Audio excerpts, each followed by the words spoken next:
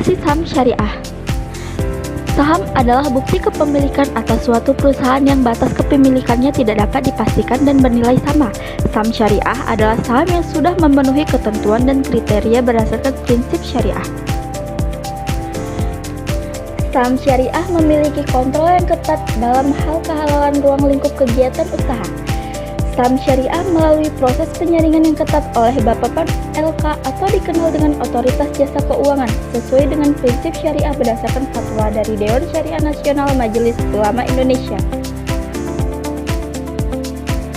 Contoh saham syariah dan salah satu indeks syariah yang ada di pasar modal syariah. 1. Indeks saham syariah Indonesia merupakan indikator kinerja pasar saham syariah yang tercatat di BI. 2. Jakarta Islamic Index merupakan indeks saham syariah pertama yang diluncurkan di pasar modal Indonesia pada tanggal 3 Juli tahun 2000.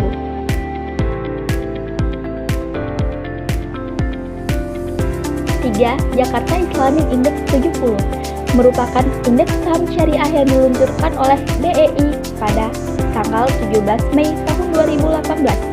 4. IDX MES Bumi 17 merupakan kerjasama antara BI dan MES.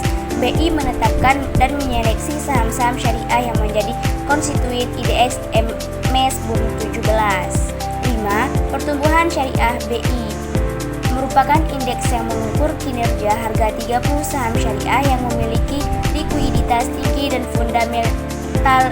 IDX Syariah Gold diluncurkan pada 21 Oktober 2022. Hukum saham syariah dalam Al-Quran. Al-Quran tidak menyebut saham secara langsung, tetapi memberikan prinsip-prinsip muamalah yang menjadi dasar bagi keuangan syariah, termasuk saham syariah, larangan riba dalam Quran, Surah Al-Baqarah ayat 275, larangan gharar dan maisir, Quran Surah An-Nisa ayat 29, dan prinsip kemitraan, Quran Surah Al-Ma'idah ayat 2. Hukum saham syariah dalam hadis Nabi Shallallahu Alaihi Wasallam. Jual beli yang adil dan bebas dari penipuan. Rasulullah melarang jual beli yang mengandung penipuan. Kemudian praktik musyarakah di masa Nabi.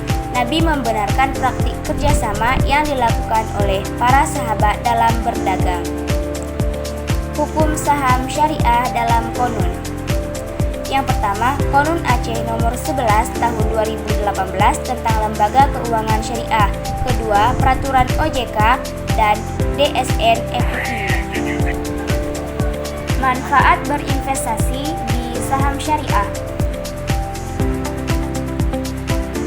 Yang pertama, investasi yang bersifat halal, kemudian bebas riba, ketiga dikelola sesuai dengan syariat Islam, dan yang keempat memiliki tingkat resiko relatif kecil.